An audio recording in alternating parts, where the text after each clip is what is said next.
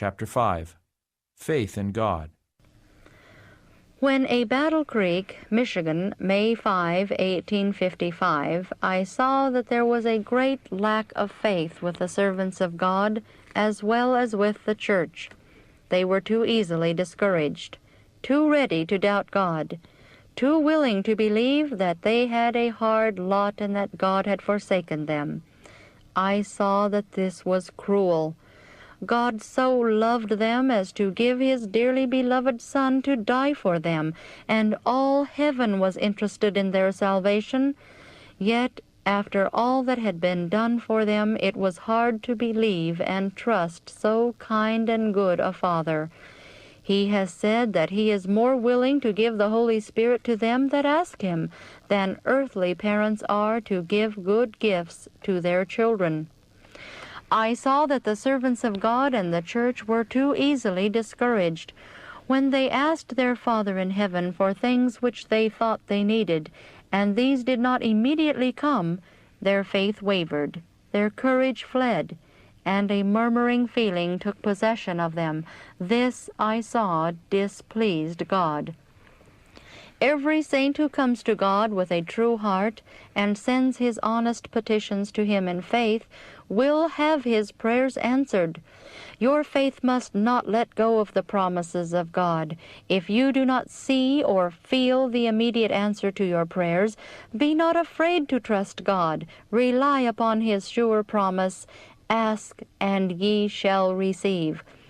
God is too wise to err, and too good to withhold any good thing from his saints that walk uprightly. Man is erring, and although his petitions are sent up from an honest heart, he does not always ask for the things that are good for himself, or that will glorify God. When this is so, our wise and good Father hears our prayers and will answer, sometimes immediately. But he gives us the things that are for our best good and his own glory. God gives us blessings. If we could look into his plan, we would clearly see that he knows what is best for us and that our prayers are answered. Nothing hurtful is given, but the blessing we need in the place of something we asked for that would not be good for us, but to our hurt.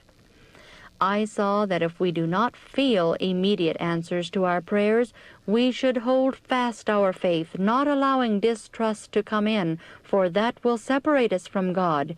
If our faith wavers, we shall receive nothing from him.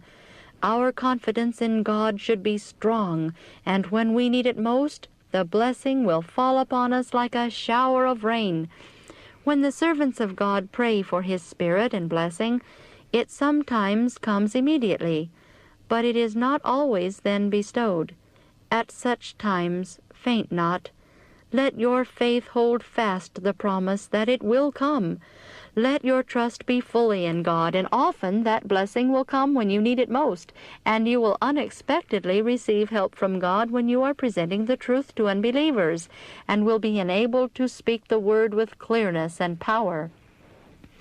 It was represented to me like children asking a blessing of their earthly parents who love them. They ask something that the parent knows will hurt them. The parent gives them the things that will be good and healthful for them, in the place of that which they desired. I saw that every prayer which is sent up in faith from an honest heart will be heard of God and answered. And the one that sent up the petition will have the blessing when he needs it most, and it will often exceed his expectations. Not a prayer of a true saint is lost if sent up in faith from an honest heart.